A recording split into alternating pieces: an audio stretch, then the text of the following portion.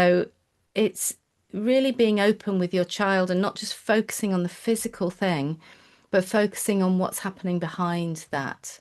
Because nothing is ever just physical. Yeah, I just invite parents just to focus on the deeper issue and just to be really mindful that they're such sensitive souls. Hi, I'm Emily, and this is the Wholesome Wave podcast.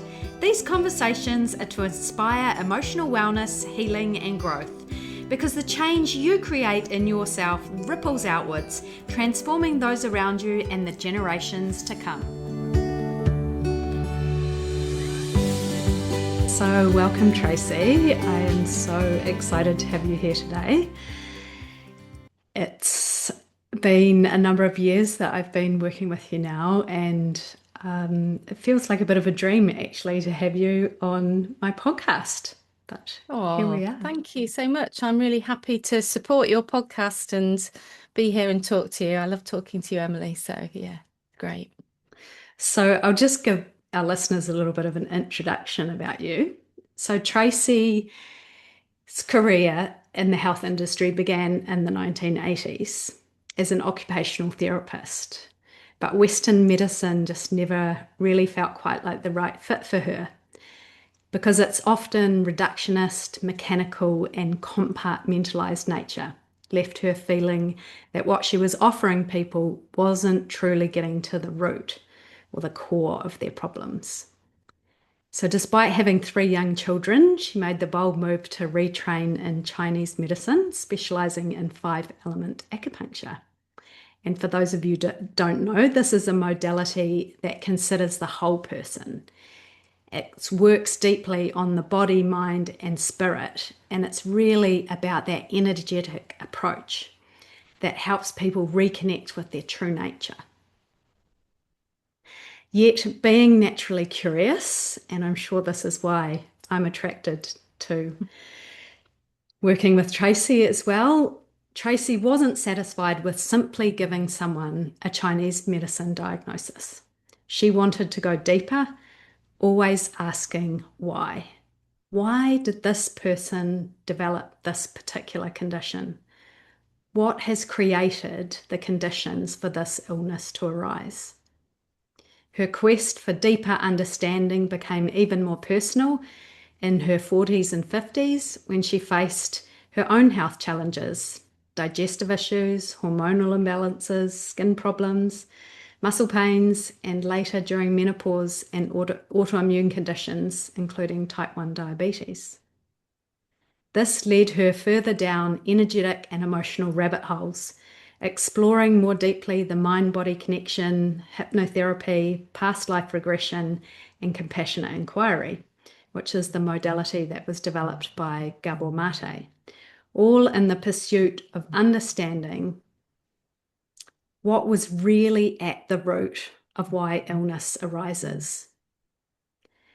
Throughout this journey, Tracey discovered that true health required her to transform completely, including patterns of thinking and those unconscious, automatic ways of being that we jump to calling our personality.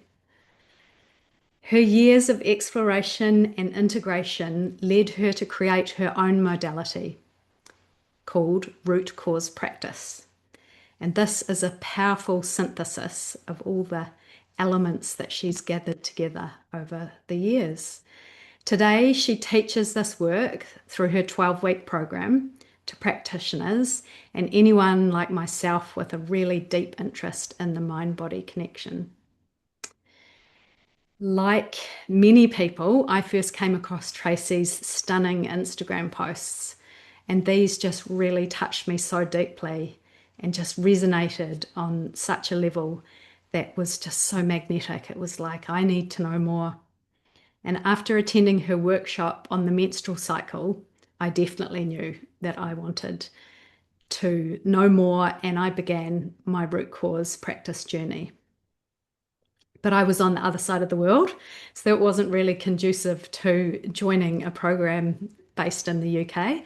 But I got up at all sorts of funny hours of the morning and late into the night because I didn't want to miss any of it. It was just just it's incredible work. And I've now been with studying with Tracey for over 3 years, and I have the privilege of supporting her as a mentor within this root cause practice program. So it's my delight to welcome Tracey today, and I'm so excited to tap into a bit more of your wisdom, Tracey.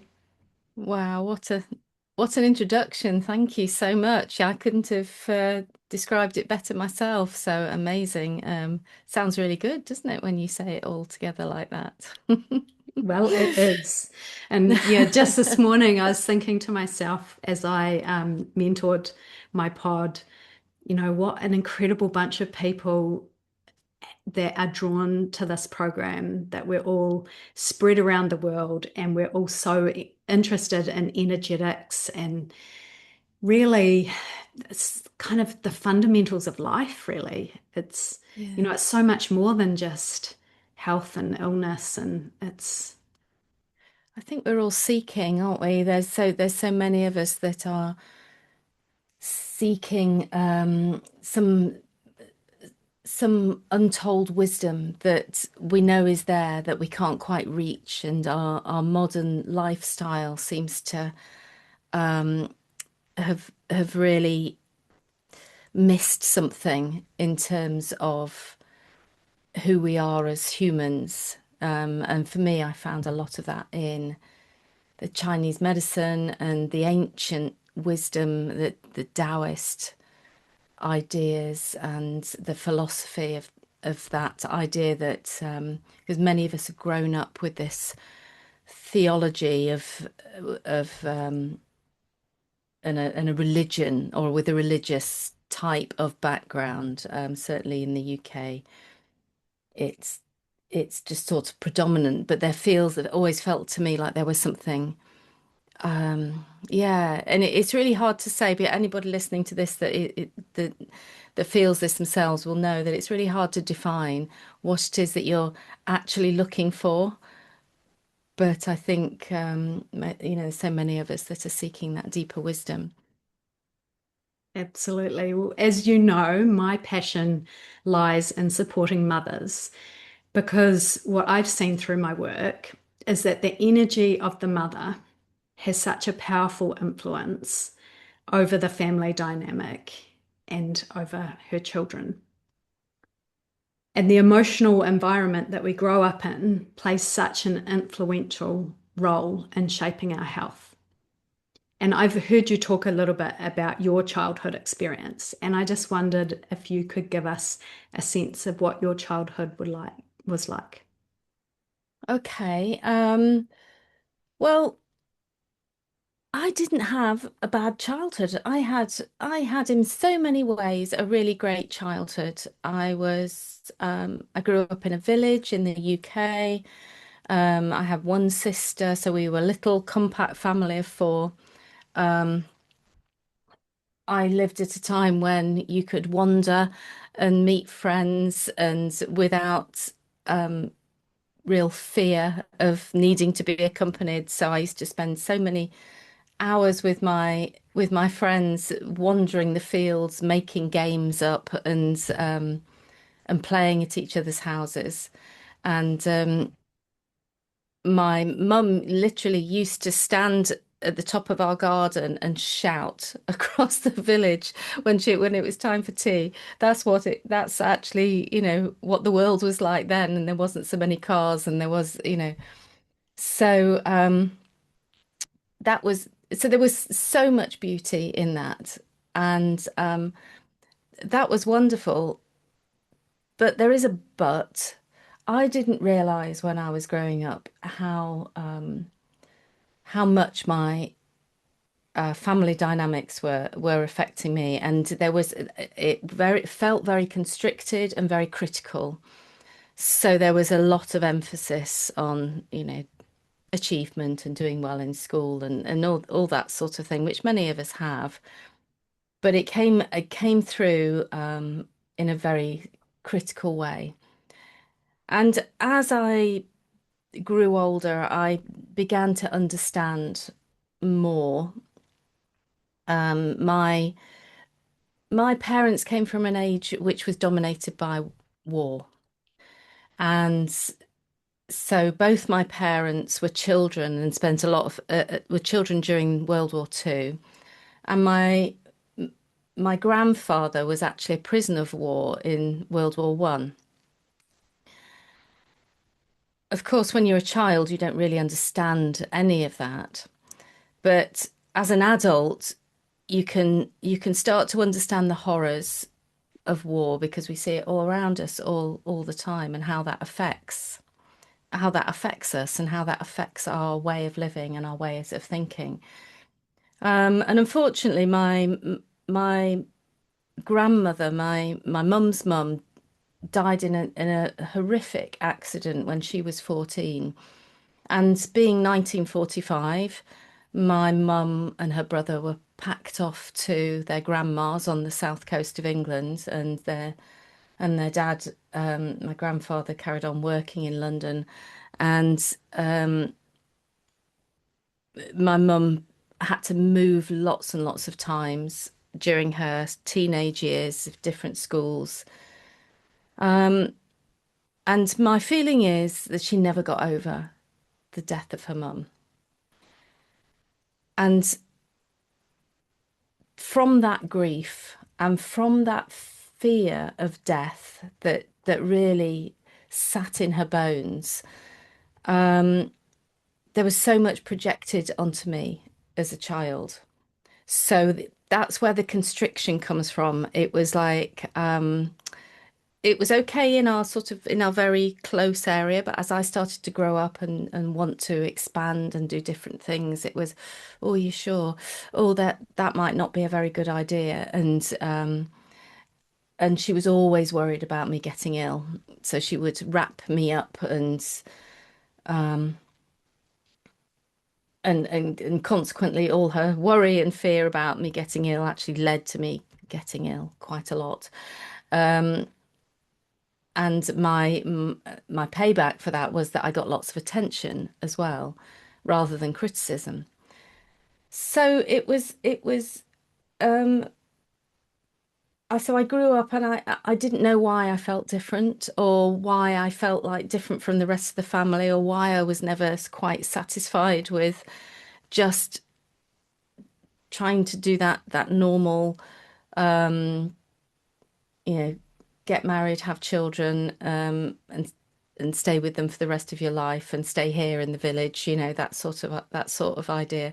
I yearned for greater things, but I did fall back into that pattern that was about staying safe and staying close and staying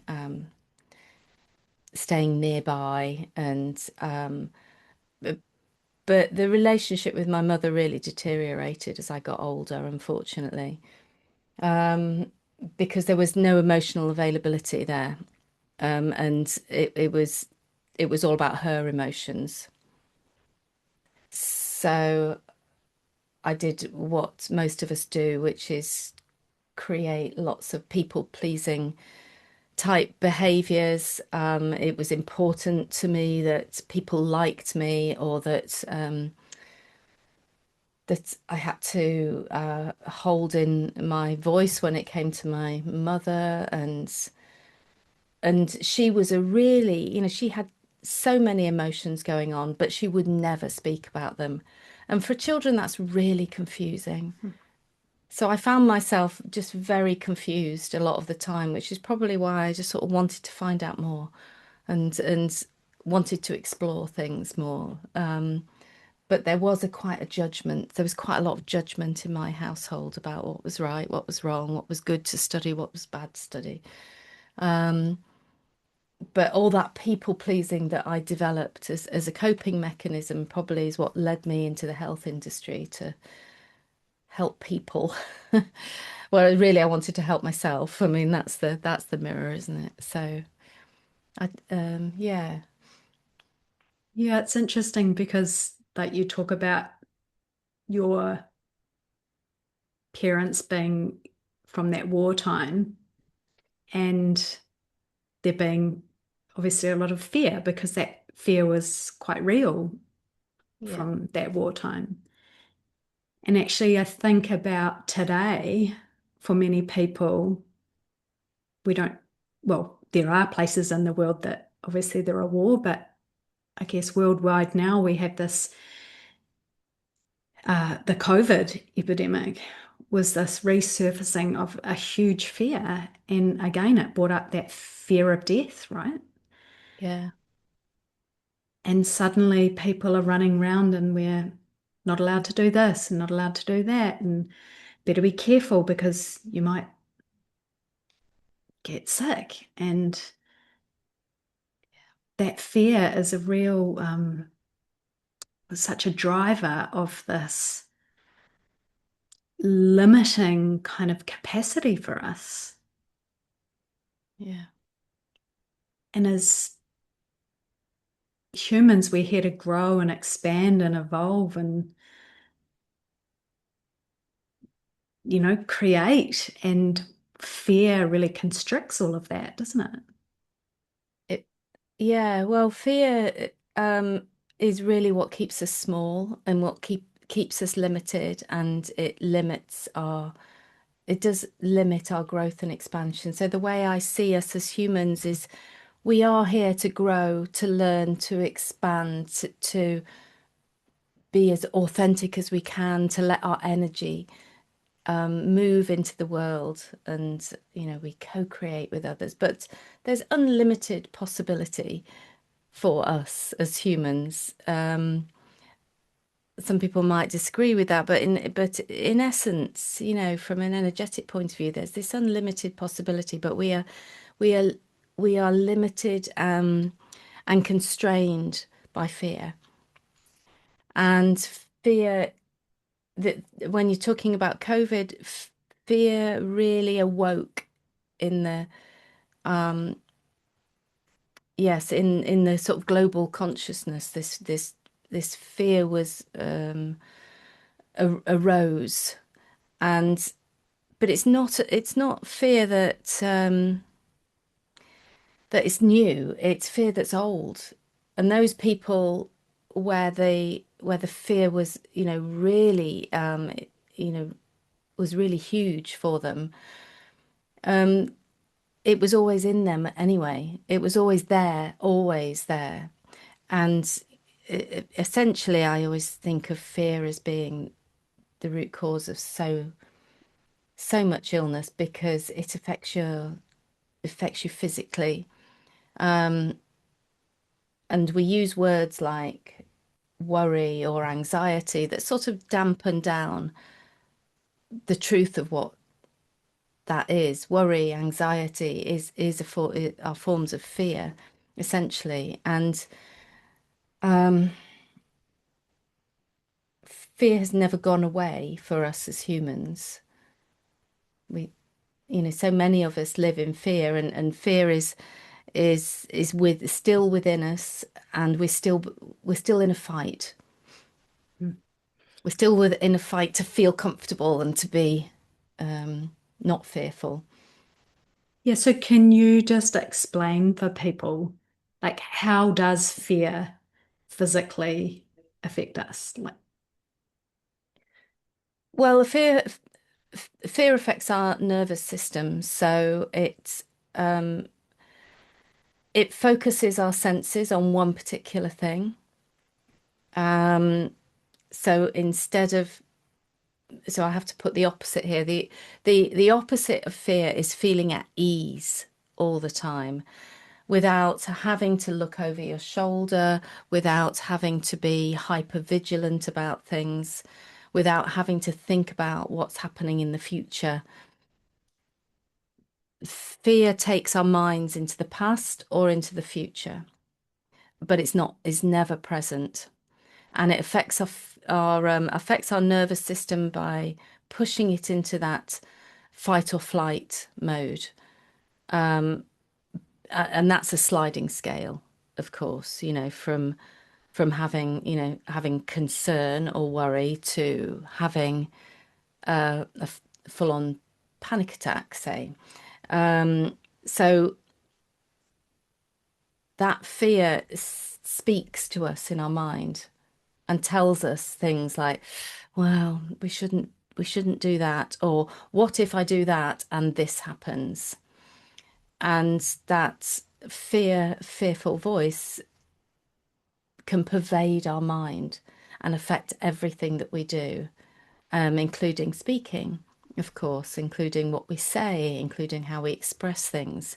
And we learn at a very young age, in our development, what's welcome and what's not welcome. And we become fearful of our own of anger, for example, of our own anger, because we know that it's not welcome and we know that there's a consequence. So fear pervades so much, and healing is really so much about understanding your fear and releasing it and moving away from it as much as possible. But it's a process. Well, yeah, it's that, like you said, the opposite of fear is ease. And then obviously we're on one end of the spectrum we have dis-ease, and Yeah, again, ease and health and vibrancy. yeah. So as you delve deeper into understanding energetics, what did you notice about how you changed as a mother? And how do you think these changes impacted your family dynamic and your children? Um,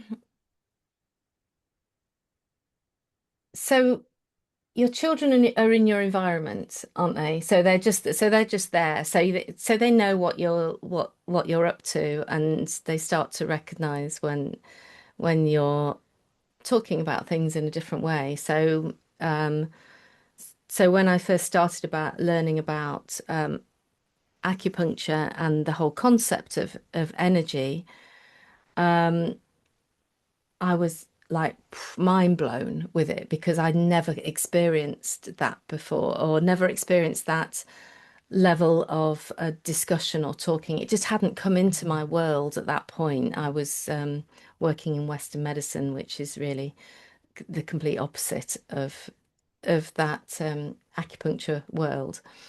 Um, so it's really hard to define, what changes that made, because this is what happens, as we change as people and we change with what we're learning and how we are growing, everything affects everyone around us. And we change our belief systems when that happens. And when we change our belief systems, that is going to filter through into our children. So in learning about Chinese medicine and the whole understanding of Taoism, because Taoism featured heavily in our five element training,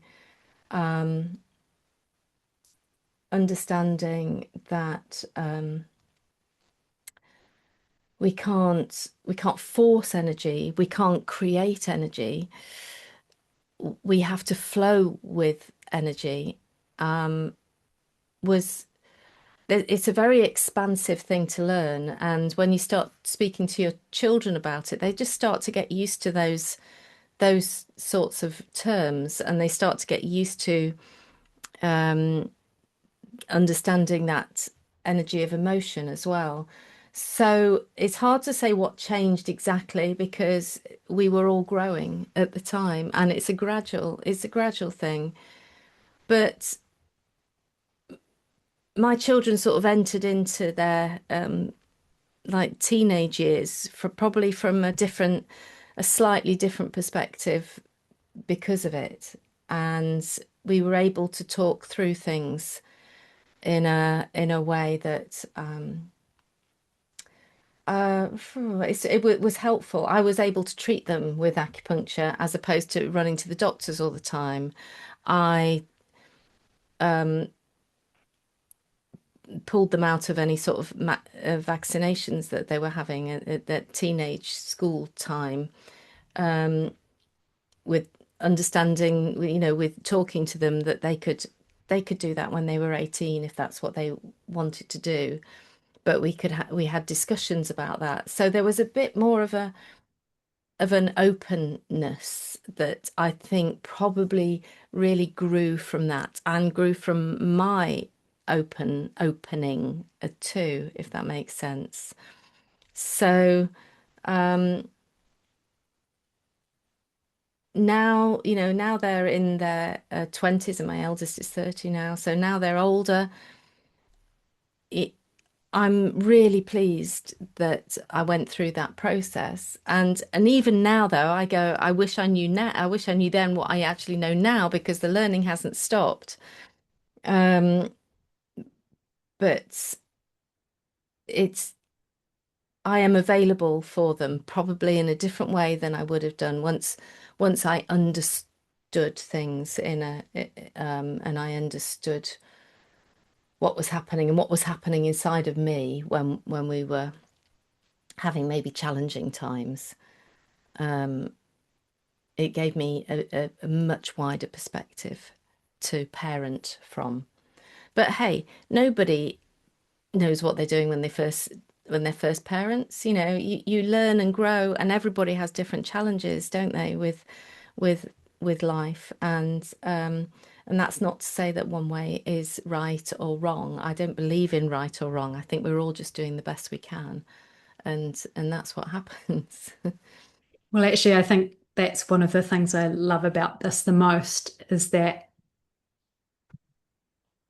it's made me look at the challenges that come along with my children or in life and relationships or whatever it is, and not jump to a perspective or a fear or a but it's looking maybe a bit deeper and thinking, well, I wonder what's going on here, like at a deeper level. And a really good example of this was my eldest son had some moles, and we actually had a long discussion about this, and he we had decided to get these moles removed. They weren't looking dangerous, but there is quite a fear in New Zealand around moles because there are high rates of skin cancer, and we have a bit of a hole in the ozone layer down here, so we tend to, burn more easily.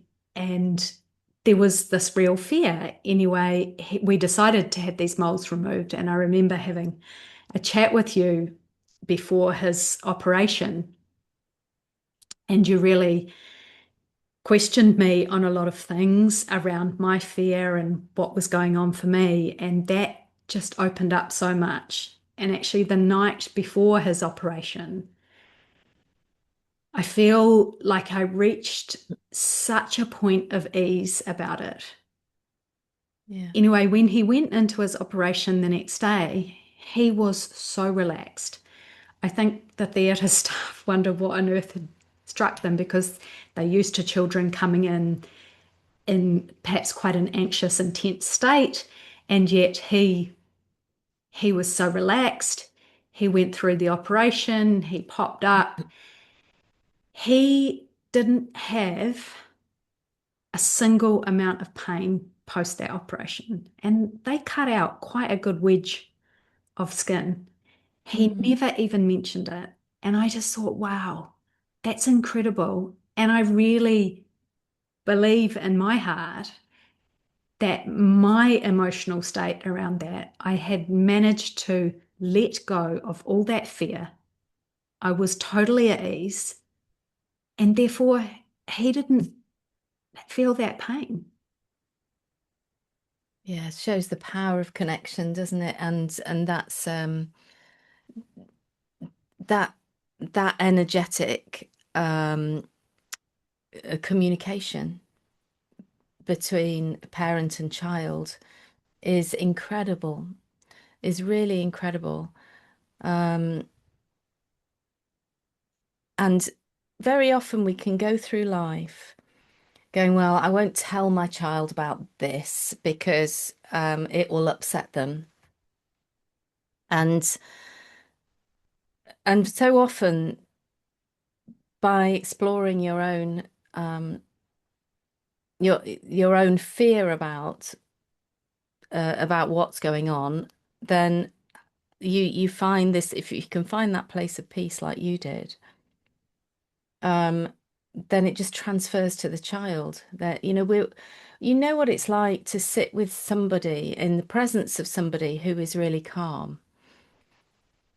No matter whatever state you go in at, then you will match the other person's energy with a bit of time. So, and the same is happening there as you were working through that and found that peace and found that relaxation in your nervous system that was then communicated to him without just energetically. Um, and that happens for all of us at big levels and at little levels. It just is it it happens for all of us with all of our family members. Yeah. So there are illnesses that we tend to associate with childhood, and many of these are really skyrocketing now. Things like ADHD, asthma, eczema, allergies, respiratory issues, and digestive issues. I mean, I belong to a Facebook support group for eczema in childhood, and there are some really horrific cases emerging. And I guess what I see is that more and more conventional Western medicine is not able to treat these people. Yeah. And there are obviously many factors that contribute to this. There is our diet, there's the environmental toxins. But I guess the part that I feel gets overlooked, and I'm sure you'll agree, is that emotional and energetic side of things. So if we were to take something like ADHD, for example, what, from an energetic viewpoint, might be driving something like that?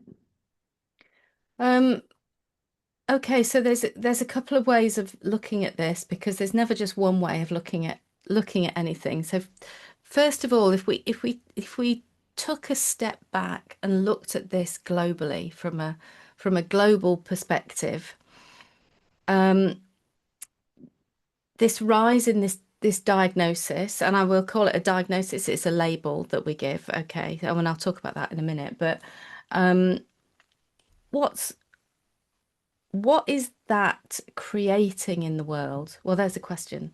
What do you see that creating in the world? What change with kids more and more? No, it's not just children, it's adults as well being diagnosed with ADHD. What change is that creating? I mean, maybe you see this more with children, but from a child perspective and like your support group, what do you see changing around that? What's the result of these increased diagnoses? Well, I mean, I see a lot more fear. I mean, it's escalating the fear. Yeah, I think it's making people,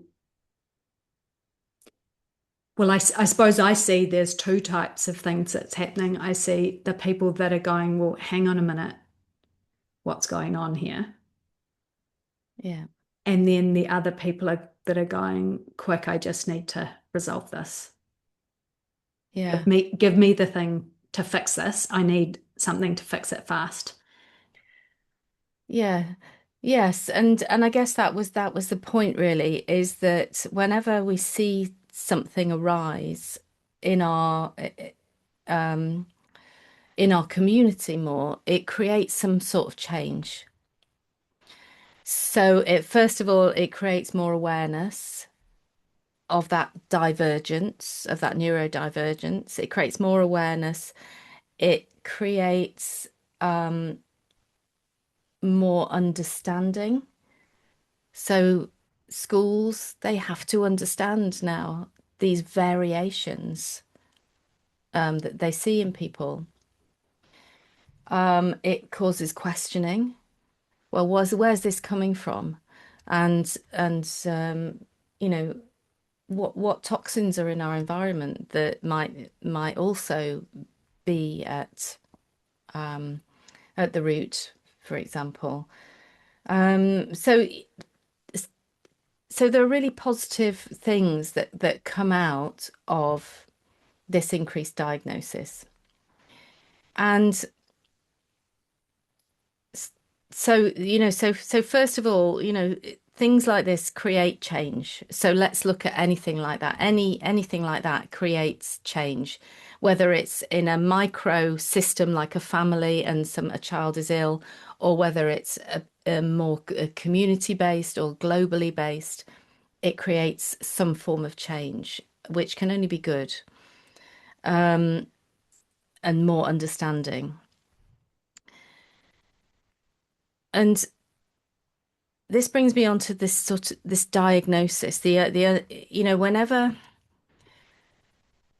as humans we like to put things into boxes, don't we? And we like to categorize things. And when we actually look at the symptoms of ADHD, which what makes someone tick the box and say, yes, you have ADHD, there's a wide range of symptoms. And so we've got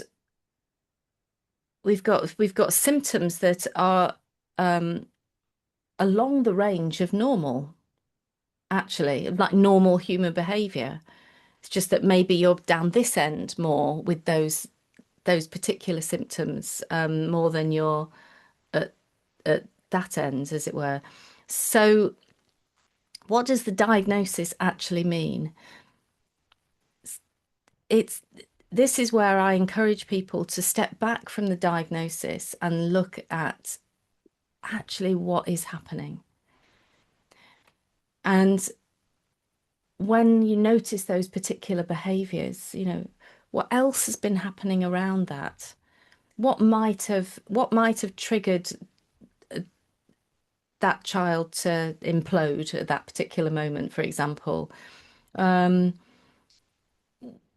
What was at the root of that?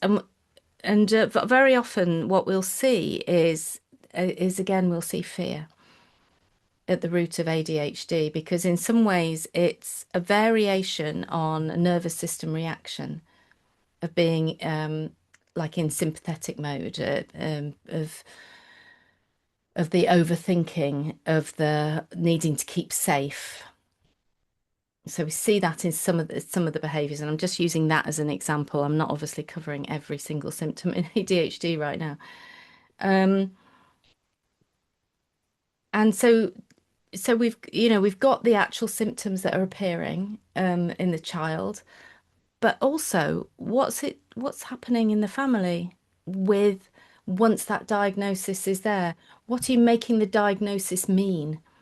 How much fear is the diagnosis creating, and how much of that fear is then projected onto that child? So these are just questions to ponder, because what might happen with a diagnosis is then you find that your child's diagnosed, and then you start fearing about what's going to happen as they're an adult. How are they ever going to manage life? And all that worry that's taking you far into the future, far in away from actually what's happening now. Whereas right now they just need maybe some support. Maybe they need a hug. Maybe they don't want to feel like they're a problem. So it all is about personal inquiry, personal self-inquiry for parents, for the whole family as well, as to what's actually, what are we, what might we be projecting onto that child? What might be they picking up? What might they be picking up from us? Well, I love that in many traditional cultures, like illness and disease is not seen as something specific to the person. It's seen as, well, what's going on in the community that's caused this illness. And if we Yeah, look at something like ADHD, I don't really see many people asking when a child gets a diagnosis, there's the what's wrong with them rather than what's going on maybe in the family or the school environment or the larger community that is putting them, as you say, into this fear state, this heightened nervous system state where they can't relax and be calm. yeah, yes, exactly. And the our children will manifest what's in us so often, and they're the hard questions to answer. So how do you relax? You know, what things are you doing for pleasure and ease? And all those same sort of questions, is to ask, like you say, the whole family. And you're right, yeah. It was a tribal thing, it was if one person manifested a disease, it came from energetically from the whole tribe. So it's a fantastic way to actually do some inquiry around, because nothing is essentially individual because we are all connected, and so we are connected energetically. And so to say something is individual is not always true, because it's just manifested and co-created in a particular environment. So Well, I know that there's often the expression, what the mind suppresses, the body expresses. And I like to think also that what maybe the parents are suppressing, the children express, because they are so much like sponges and they're just feeding off our energy. Well, that's really how they're growing in this world.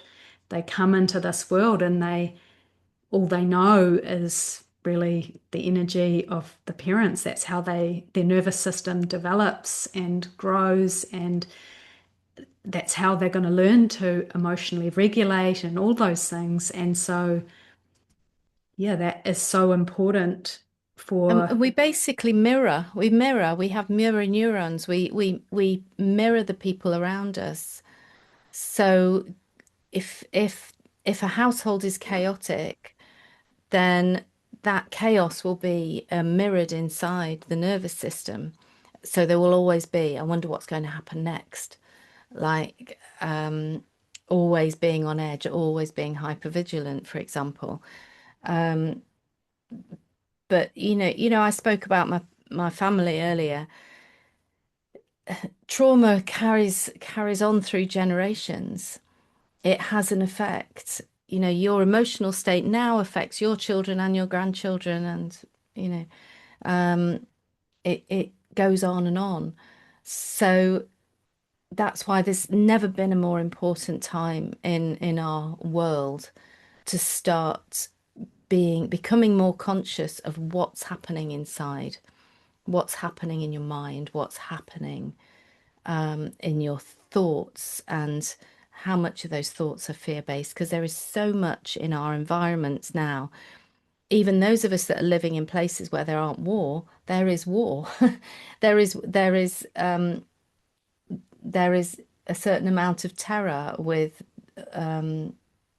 with politics, with what's happening, with the futility of everyone not having a voice. It's just being mirrored in us individually. So there's never been a better time for us to become more conscious of what's happening inside of us. Yeah. And just going back to what you said right at the start about your childhood, I mean, often from the outside, we tend to look at the way we're growing up, and there doesn't really appear to be anything traumatic as sort of such. Maybe not those big capital T traumas, but like you say, this filters from the generations before, and this can be really subtle. Yeah, absolutely. That a trauma isn't necessarily a big thing. A trauma is maybe not having your needs met when you want them to be met at that particular moment. So being left to cry as a baby, um, or being shouted at when a parent is angry just one time, maybe. But even so, it's a shock to the system because, we come into the world with this very expansive soul energy, as I speak about, and all we know is love, and that's who we are essentially. It's our essence. So to live in this place and in this body that suddenly receives something other than that is traumatizing, and we become smaller and smaller because of it. I didn't come into the world fearful, but there was so much fear in my childhood, and there was so much fear projected onto me that it became me. It became part of my nervous system. It became how I viewed the world until I was able to consciously shift that perspective. Yeah. Yeah, I was just thinking even this morning as I'm preparing a talk around relationships and conflict and anger, and like you say, essentially we're born as just this pure love, and it's the experiences that we go through when we feel that pain that we start building these walls around our heart to defend ourselves against that pain, Yes. and that turn us into perhaps people that are angry or fearful or have some hate or some whatever it is. But really, at our core, inside of those walls is just that pure love. We remain, that's our true nature. Our true nature is that, and it's with us all the time. Um, but like you say, exactly, our defenses have covered that over and made it not available to us. And the healing work is really about unlayering those defenses and becoming much more aware of your own true nature. And that true nature is effortless. It's really easy to love and to be connected to people once you start to remove the layers that are sitting over us to keep us separate, because the separateness is also an illusion. We're not really separate. We're all connected, and we're still connected energetically. Um, but it's just that we become tuned. It's like a radio receiver. We become tuned instead of being tuned into that true nature. We become more attuned to what's around us in our environment. We can't, it's like listening to the fear-based thoughts. Um, and in relationships, we're essentially um, resonating with something in the other person, um, which is a beautiful thing, but also brings forward this some of these layers that we then have to deal with more and more. But that's another story that will take us ages to talk about that one.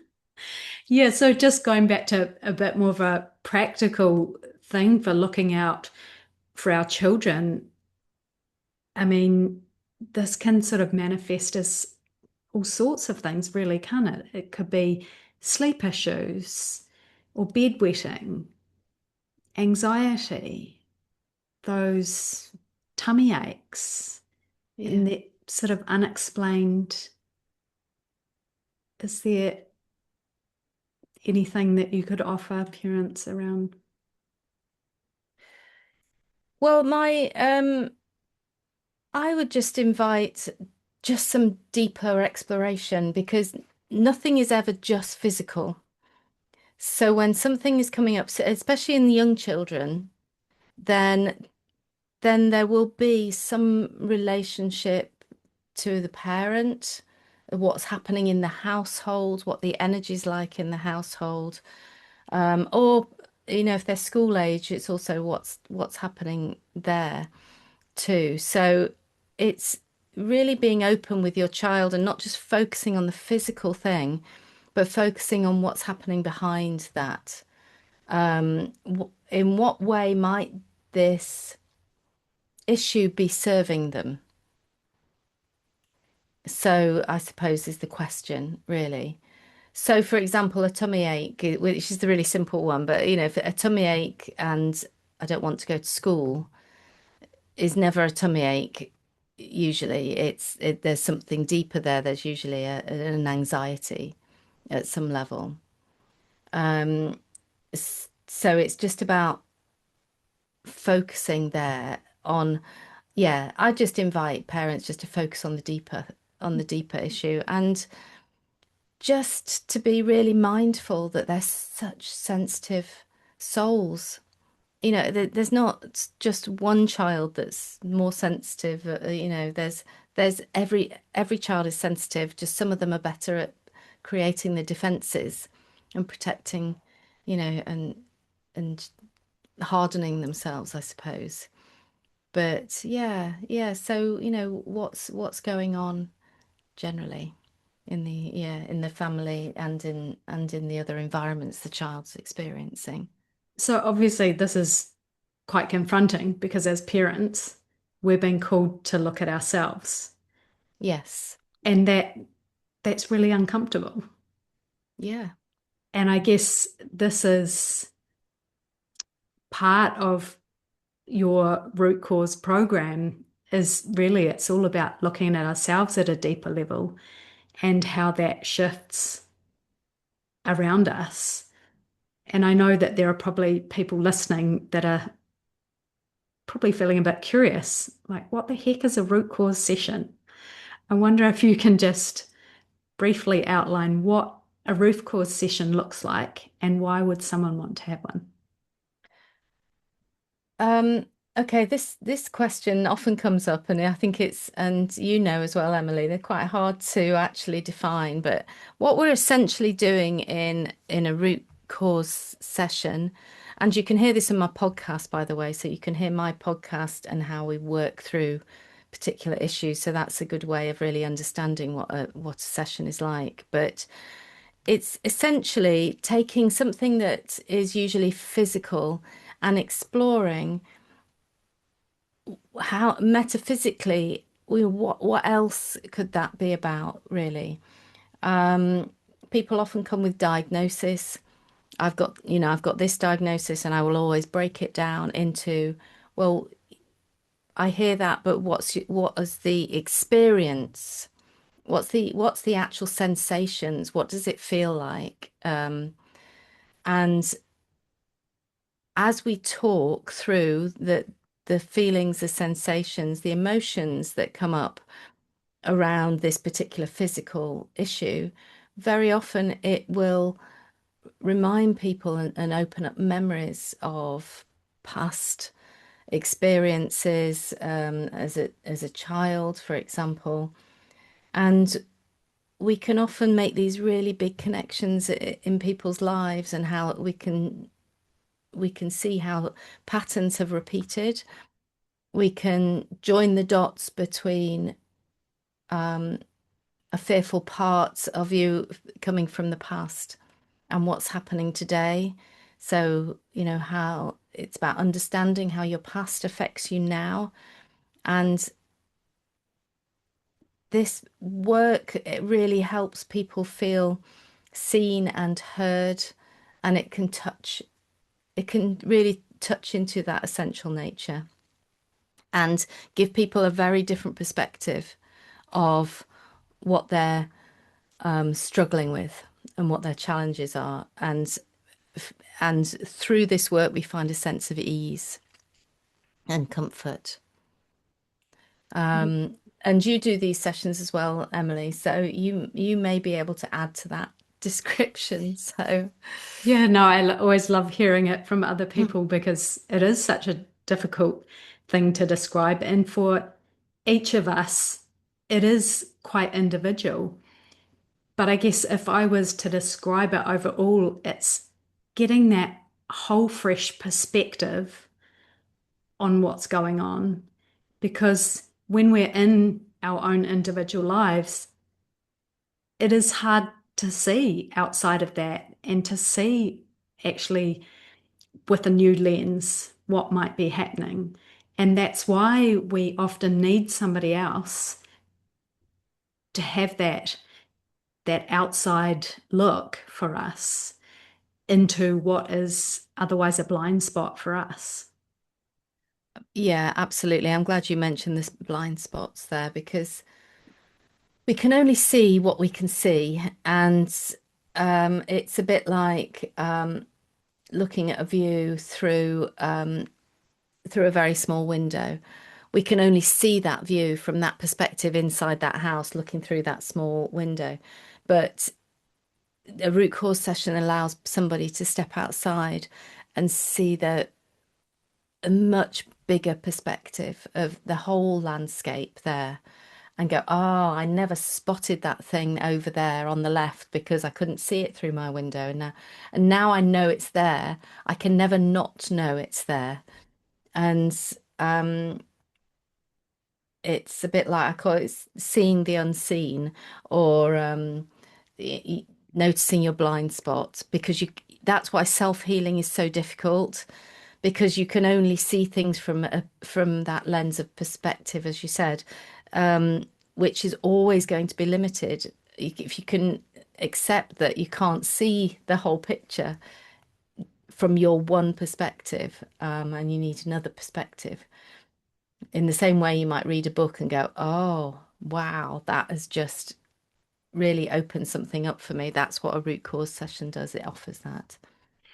It Um, reminds me, in my pod this morning, we were talking about that wonderful parable of the elephant and the blind men. And these four blind men have an elephant come into their village one day, and each they want to know what this elephant looks like, so they all go up and touch it. But one of it touches the leg and says, "Oh, it feels like a pillar." And then one of it touches the tail and says, "Oh, it feels like a broom." And the other one says, "Oh, it feels like a big fat snake." And they were touching the trunk. And, there are all these different perspectives, but as one person, you can't see all of those. You can't possibly see all of those. And so, yeah, as you say, that's why we would have a root cause session to give this new perspective of what we're dealing with. exactly. Exactly. Yes. And then, of course, this work isn't just about fixing our illness, it's about expanding to enjoy life. And I really love the words on your website. Healing is not just the absence of illness, it's the discovery of joy, the connection with your soul, learning to love yourself within all the messiness of life, finding your unapologetic, wild, and creative nature, and prioritizing yourself. Healing is about learning to live. And I Yes. just absolutely love that, Tracey. It's Oh, thank you. Yeah. so beautiful.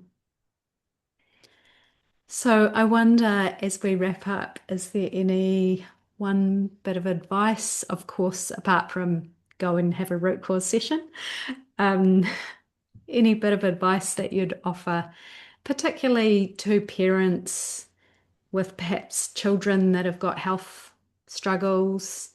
What would you want to say to them? I would want to say to every parent, you're doing the best you can.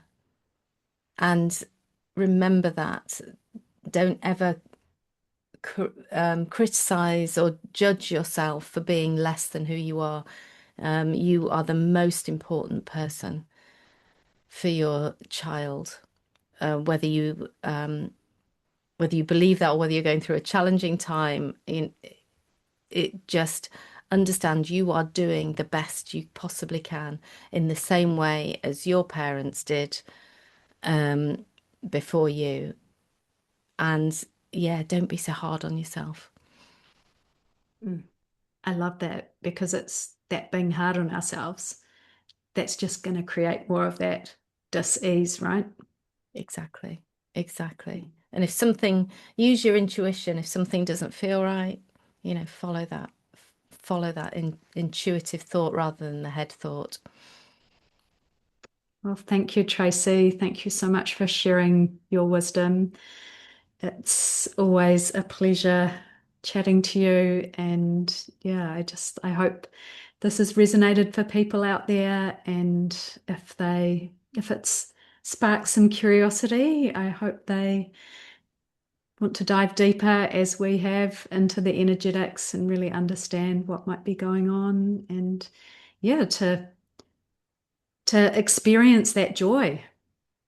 Yes, exactly. That's available to all of us. Thank So you very much. thank you. Thank you for having me. Thanks for listening to the Wholesome Wave podcast. If this episode spoke to you, I'd love for you to share it with someone who could use a little wave of inspiration in their life. If you would like to explore emotional release work more deeply, you can connect with me at thewholesomewave.com. Remember, the healing you create in yourself ripples out to your loved ones and beyond.